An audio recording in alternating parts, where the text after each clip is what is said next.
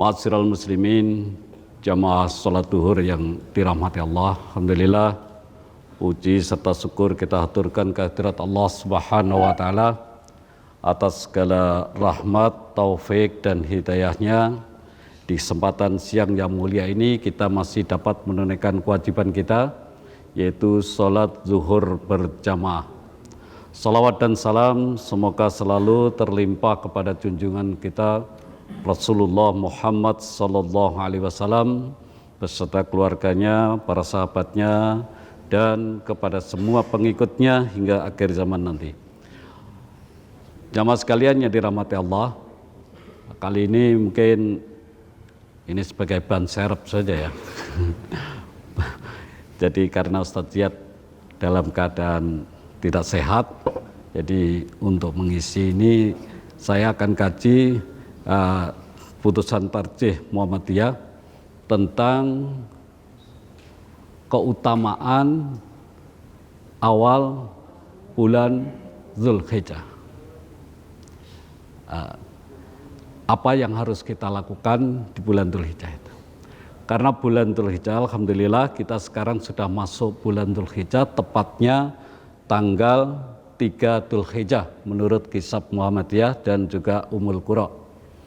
Ya, dengan putusan Saudi kita sudah tanggal 3 Zulhijjah. Kalau pemerintah baru tanggal 2 Zulhijjah.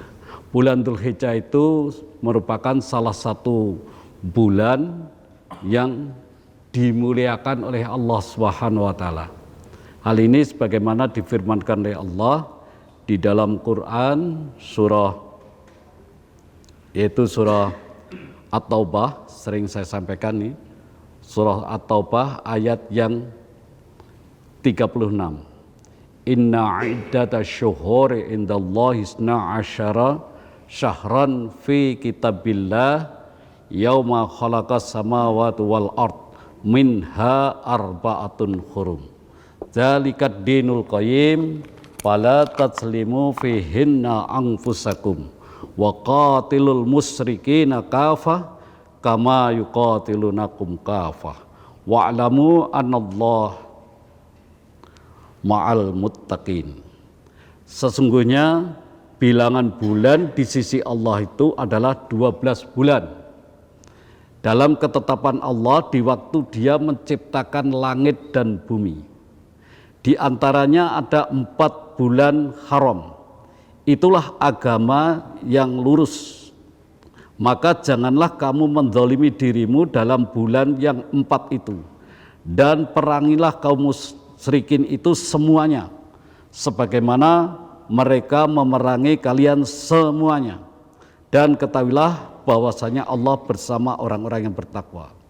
Nah, dalam hadis riwayat Bukhari maupun Muslim dijelaskan bahwa 4 bulan haram, 4 bulan yang dimuliakan oleh Allah Subhanahu wa taala itu 3 berturut-turut, yaitu Dzulhijjah, Al-Muharram, dan satu lagi adalah Rajab Mudhar yang terpisah, yang diapit antara bulan Jumadil Akhir dan bulan Sa'ban, itu disebut dengan bulan Rajab. Nah, di dalam bulan Dzulhijjah itu ada hari-hari yang dipilih oleh Allah Subhanahu wa taala sebagai hari-hari terbaik ya sepanjang tahun. Hal ini sebagaimana firman Allah Subhanahu wa taala dalam Quran surah Al-Fajr ayat yang pertama, ayat 1 dan 2. Wal fajri walayalin ashri. Ya. Demi fajar dan malam yang 10. Para ulama berbeda pendapat dalam menentukan 10 malam yang dimaksud ya. Dalam ayat tersebut. Jadi dalam ayat 1 dan 2 tadi, para ulama berbeda pendapat dalam hal ini. Ya. Para penafsir Al-Quran, para ulama ahli tafsir, dalam pendapatnya ini ada mengerucut kepada 3 pendapat. Yang pertama, yang dikatakan ayat tersebut, maksud ayat tersebut adalah 10 hari pertama bulan Dzulhijjah. Yang pendapat kedua mengemukakan bahwa yang dimaksud ayat tersebut adalah 10 malam terakhir bulan Ramadan. Ya. Dan yang ketiga, pendapat yang ketiga ini adalah 10 hari pertama bulan Muharram, ya. Nah, menurut tarjih yang paling rajih adalah pendapat yang dinyatakan bahwa yang dimaksud adalah 10 hari pertama bulan Dzulhijjah. Hal ini didasarkan kepada hadis Nabi SAW yang diriwayatkan oleh Imam Ahmad, Nasai, dan juga imam yang lainnya, dan hadis ini dinilai sahih oleh oleh Al-Hakim, bahwa sesungguhnya yang dimaksud dengan 10 itu adalah 10 bulan Adha, bulan Dzulhijjah. Dan yang dimaksud dengan ganjil adalah hari Arafah. Dan yang dimaksud dengan genap adalah hari raya Idul Adha. Ini hadis riwayat Ahmad, Nasai, dan dinilai sahih oleh Al-Hakim. Dan ini juga disepakati oleh Adz-Dzahabi. Nah, yang kedua, alasannya kenapa memilih bahwa pendapat yang paling kuat itu adalah yang menyatakan 10 hari pertama bulan Dzulhijjah. Yang kedua adalah konteks ayat dalam surat Al-Fajr, sebagaimana ulama menafsirkan bahwa yang dimaksud dengan Al-Fajri, dimaksud itu adalah ayat tersebut adalah fajar pada hari raya Idul Adha. Oleh karena itu yang dimaksud dengan 10 malam yang termaksud dalam ayat tersebut adalah surah tersebut adalah 10 hari pertama bulan Dzulhijjah. Ini yang lebih sesuai dengan konteks ayat dengan ayat lainnya, ya, menurut tarjih, ya. Nah, adapun keutamaan bulan Dzulhijjah itu, kalau kita baca dalam beberapa ayat-ayat Al-Qur'an maupun hadis Nabi, ada beberapa, ya. Seperti dalam hadis Rasulullah SAW yang diriwayatkan oleh Al-Bukhari dan Muslim, itu Rasulullah bersabda, "Ma min ayyamil amali shalih fihina ahabba ilallah min hadhil ayyamil asrin." Qalu wala jihadu fi sabilillah, qala wala jihadu fi sabilillahi illa rajulun kharaja bi nafsihi wa malihi walam yarji min dzalika bisai'in. Tidak ada hari yang amal soleh lebih dicintai oleh Allah daripada hari-hari di 10 hari awal bulan Dzulhijjah. Para sahabat bertanya, apakah tidak lebih baik daripada jihad fisabilillah? Beliau Rasulullah SAW bersabda, iya, lebih baik daripada jihad fisabilillah, kecuali seseorang yang keluar berjihad dengan harta dan jiwa raganya lalu dia tidak kembali, ya, artinya dia telah syahid di jalan Allah.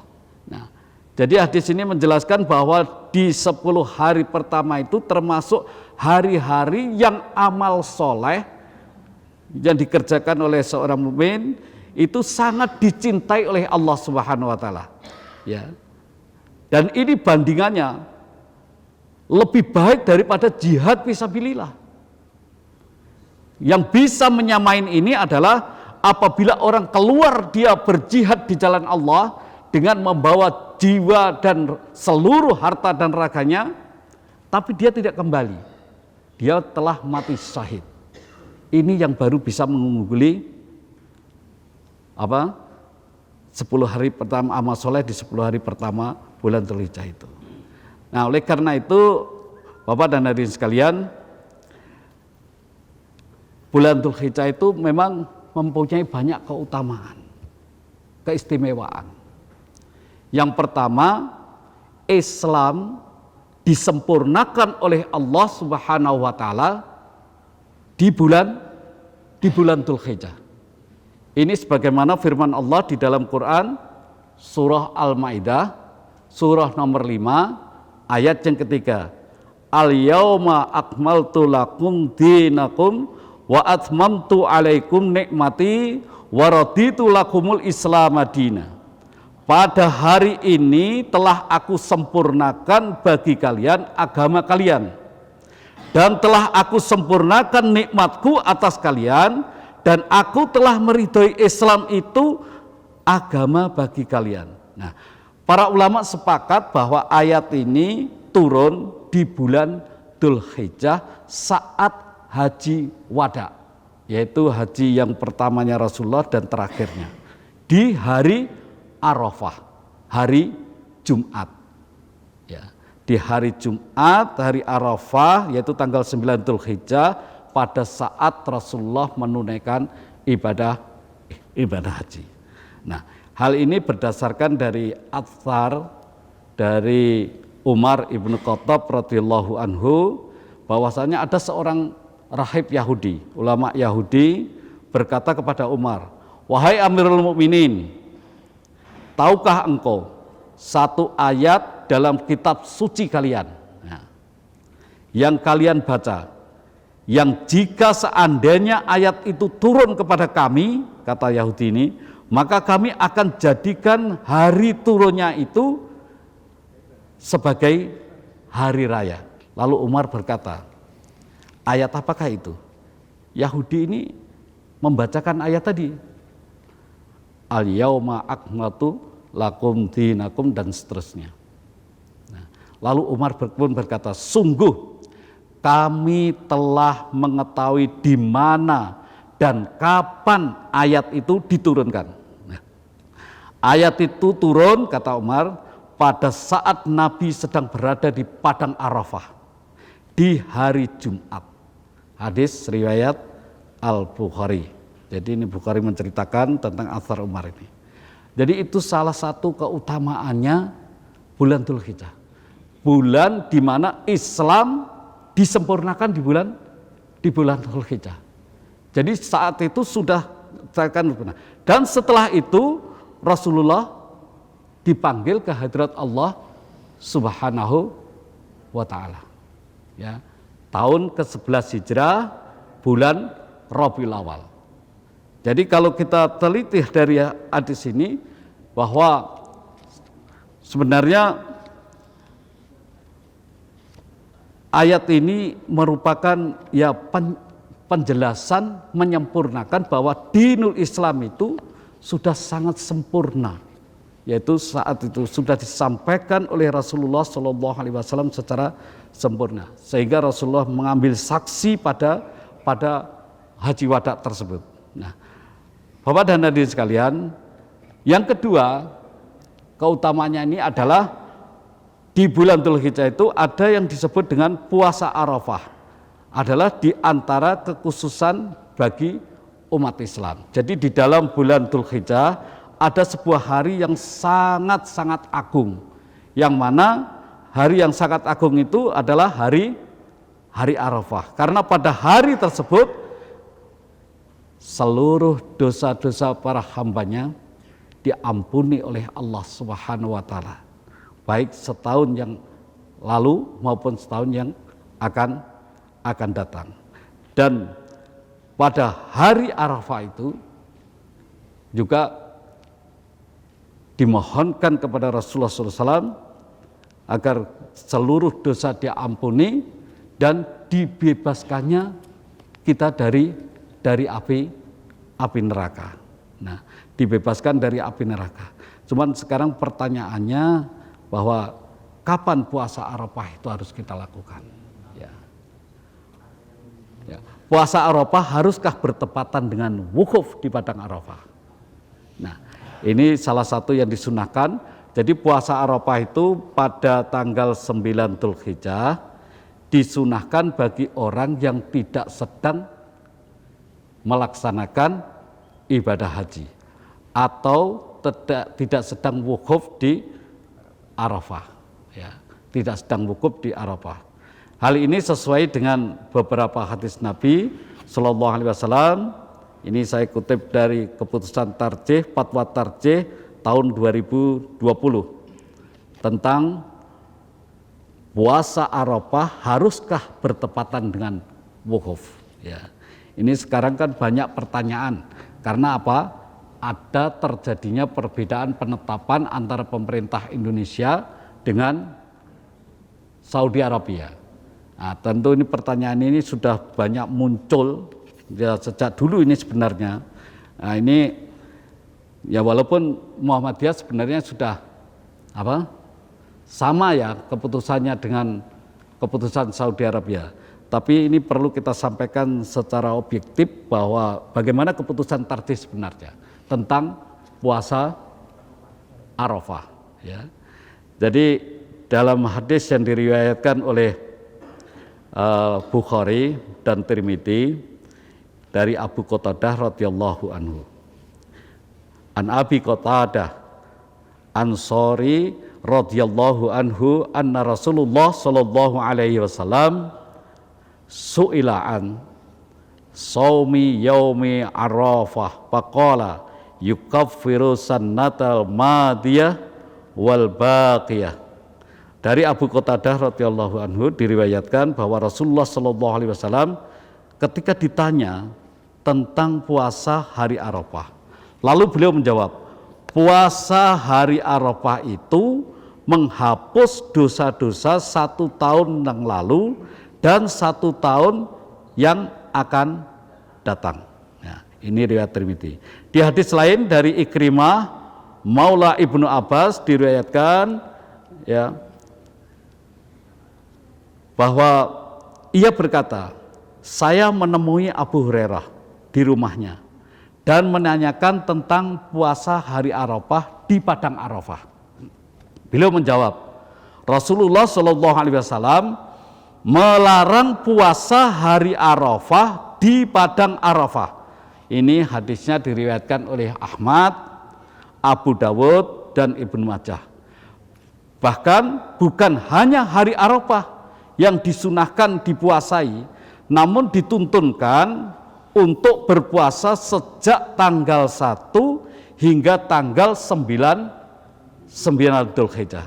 Hal ini ditegaskan di dalam hadis yaitu an Hunaidah ibnu Khalid an imra'atihi an ba'dil aswaji Nabi sallallahu alaihi wasallam qalat kana Rasulullah sallallahu alaihi wasallam yasumu tis'ah Dzulhijjah wa yaumu Asyura wa thalathata ayyamin min kulli syahrin awwala tsnain minas syahri wal khamis ya.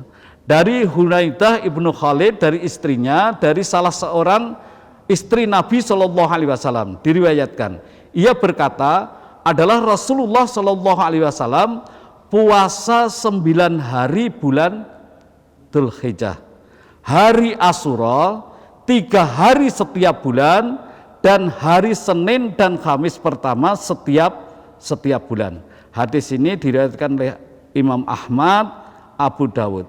Namun hadis ini dinilai oleh sebagian ulama hadis yaitu dinilai dhaif atau lemah oleh beberapa ulama hadis. Ya, diantaranya As-Suhaili, Ibnu Munzir, dan Abdullah. Namun, ya ini yang lebih ini dinilai sahih oleh Nasruddin Al-Albani. Jadi ini dinilai sahih oleh Albani. Jadi hadis Hunaidah tersebut mengindikasikan bahwa Nabi Shallallahu Alaihi Wasallam telah terbiasa melakukan puasa Arafah pada tanggal 9 Dzulhijjah. Bahkan berpuasa 9 hari Dzulhijjah. Jadi dari tanggal 1 sampai tanggal 9. Yang tanggal 9-nya itu adalah hari Arafah. Sebelum kaum muslimin melaksanakan ibadah haji. Jadi sebelum disyariatkan ibadah haji itu kan disyariatkan tahun ke-9 Hijrah. Ya. Delegasi pertama yang berangkat pada tanggal 9 Dzulhijjah itu adalah Amirul Hajjnya, pemimpin hajinya Abu Bakar Asy-Siddiq. Ya. Nah, jadi sebelum disyariatkannya ibadah haji, itu Rasulullah sudah biasa melaksanakan puasa puasa Arafah. Ya. Puasa Arafah, puasa tanggal 9 Dzulhijjah. Bahkan menurut istri Rasulullah, salah seorang istri Rasulullah ini, tidak hanya puasa hari Arafah saja, tetapi juga puasa dari tanggal 1 sampai tanggal 9 Dzulhijjah. Jadi dari tanggal 1 kemarin itu ya, kita sudah disunahkan untuk puasa sebenarnya. Ya. Nah, ini dijelaskan pula dari hadis Maimunah, ya, dari hadis istri Nabi yang bernama Maimunah. Dia meriwayatkan bahwa ada orang-orang itu saling berdebat, ya. Apakah Nabi SAW puasa pada hari Arafah? Lalu Maimunah mengirimkan pada beliau satu wadah berisi susu, dan beliau dalam keadaan berdiri wukuf, lantas beliau meminum dan orang-orang pun menyaksikan. Ini hadisnya riwayat Bukhari dan Muslim. Nah, di hadis lain juga disebutkan yang bersumber dari Ummu Fadl. Ummu Fadl ini juga Ummu Fadl bin Haris diriwayatkan bahwa ada orang-orang itu berbantahan, ya, para sahabat berbantahan di dekatnya pada hari Arafah tentang puasa Nabi Shallallahu Alaihi Wasallam. Sebagian ada yang mengatakan beliau berpuasa, sebagian yang lainnya lagi mengatakan beliau tidak berpuasa. Lalu Ummu Fadl mengirimkan semangkok susu kepada Rasulullah Shallallahu Alaihi Wasallam ketika beliau sedang berhenti di atas onta beliau, maka beliau meminumnya. Ya, beliau meminum. Jadi ini menunjukkan bahwa Rasulullah ketika wukuf itu tidak puasa. Nah, samping itu, ya, para sahabat ini juga sudah pernah melihat bahwa ada berpendapat, kenapa ada berpendapat Rasulullah berpuasa? Karena ini para sahabat ini sudah mengenal bahwa Rasulullah setiap tanggal 9 itu melakukan puasa yang disebut dengan puasa Arafah. Tapi ketika beliau sedang berpergian, beliau itu tidak puasa, bahkan puasa wajib pun dilarang untuk dilakukan.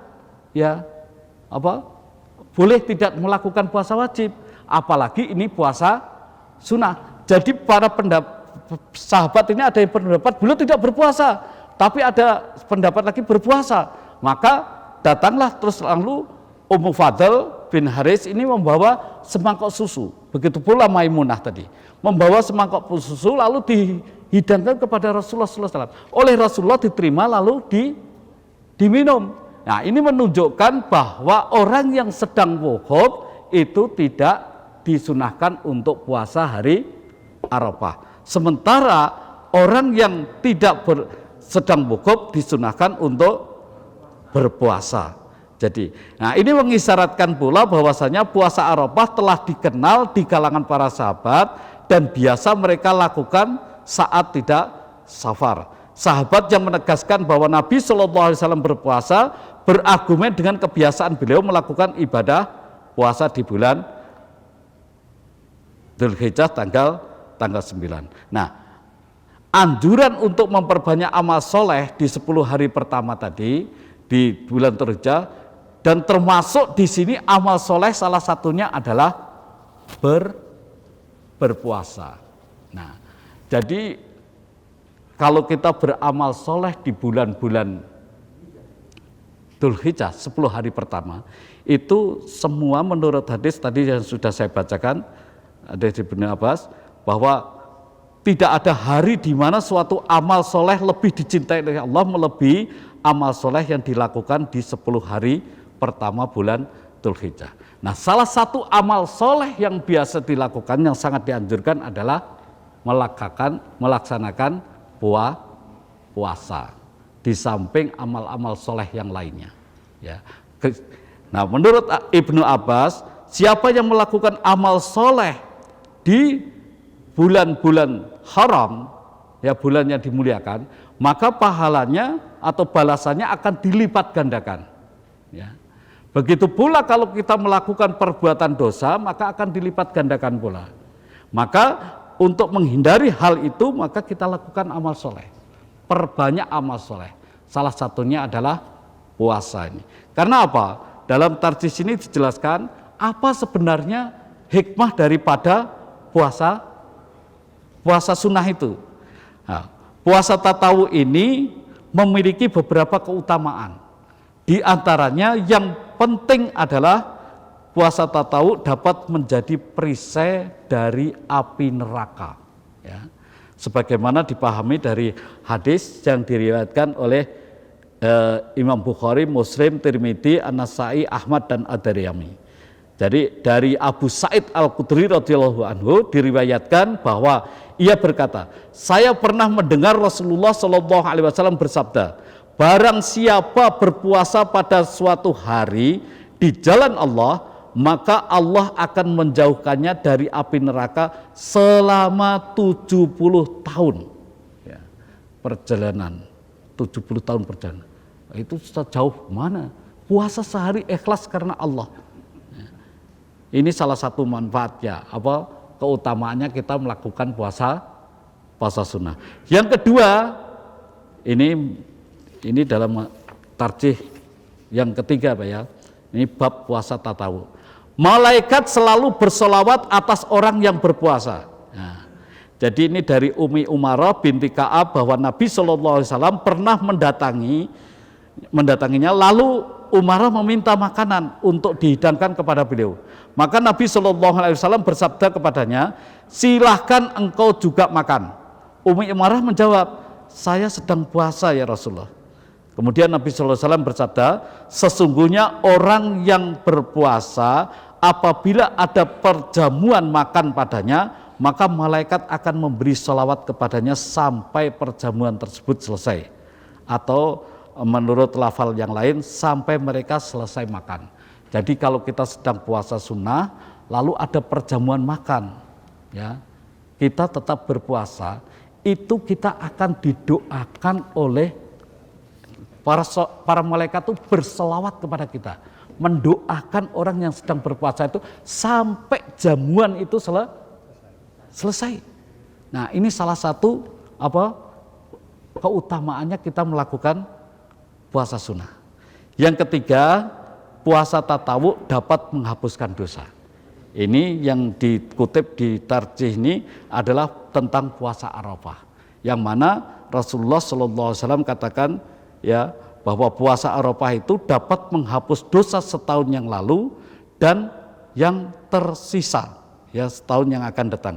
Kemudian orang tadi bertanya, bagaimana tentang puasa Asyura? Nabi SAW menjawab, puasa Asyura dapat menghapus dosa yang telah lalu. Ya, jadi ini salah satu keutamaannya bisa puasa Arafah itu, maka jangan sampai ditinggalkan. Kalau sekarang kita belum melaksanakan puasa sunnah tanggal 1 sampai sekarang sudah tanggal 3, paling tidak kalau kita tidak mampu melakukan 1 sampai 9, paling tidak yang hari ke-9 yaitu hari Arafah itu jangan sampai kita lalaikan, jangan sampai kita tinggalkan. Karena apa? Yukaffiru sannatan madiyah wal badiyah. Puasa Arafah itu ketika Rasulullah ditanya, Bapak diharapkan mengampuni dosa-dosa, menghapus dosa-dosa setahun yang lalu. Tentu ini bukan dosa besar ya, dosa-dosa kecil kita. Tapi dosa kecil kalau lama-lama kan menumpuk jadi besar. Ini diampuni oleh Allah. Dan setahun yang akan datang. Ya. Sekarang pertanyaannya, kalau setahun yang akan datang kan belum kita lakukan. Nah, apakah diampuni? Menurut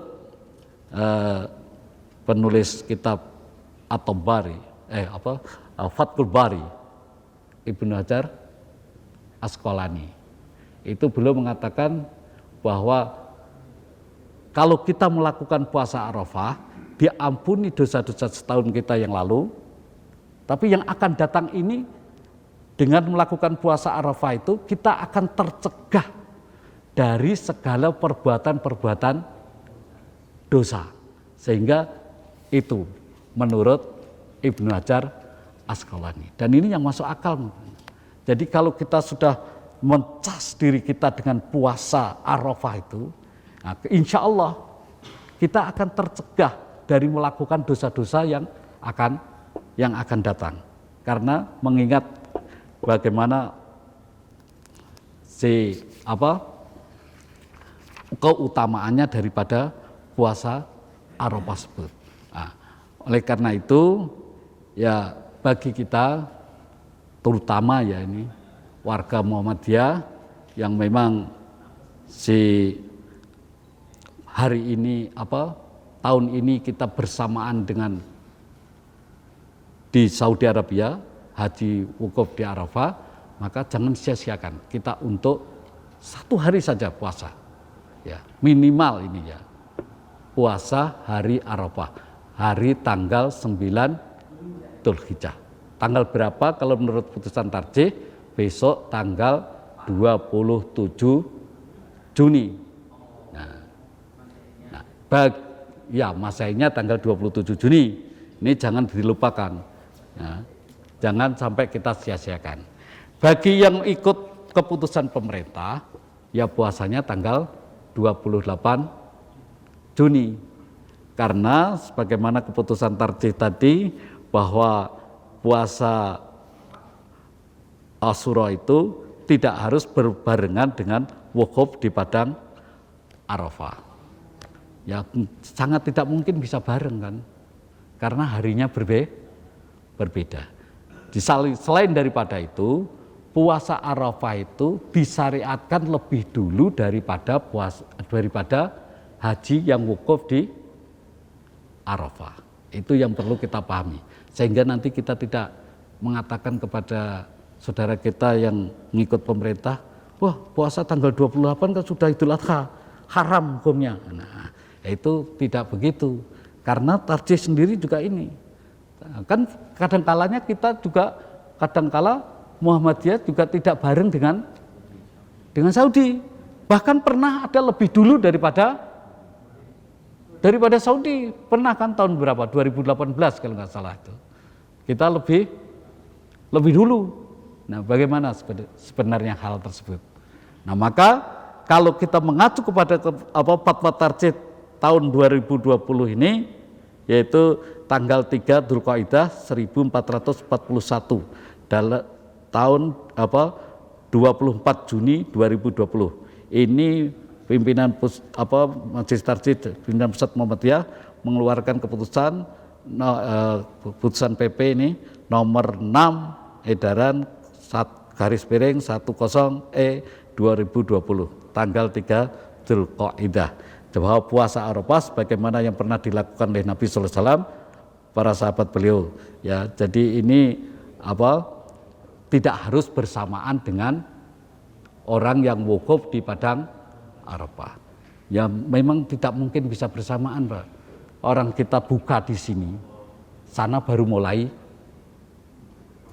wukuf kan, karena waktunya berbeda. Dan tidak pernah kita temukan hadis juga, puasalah kalian saat haji sedang wukuf di Arafah. Tapi yang ada adalah yasumu tis'ah min Dzulhijjah.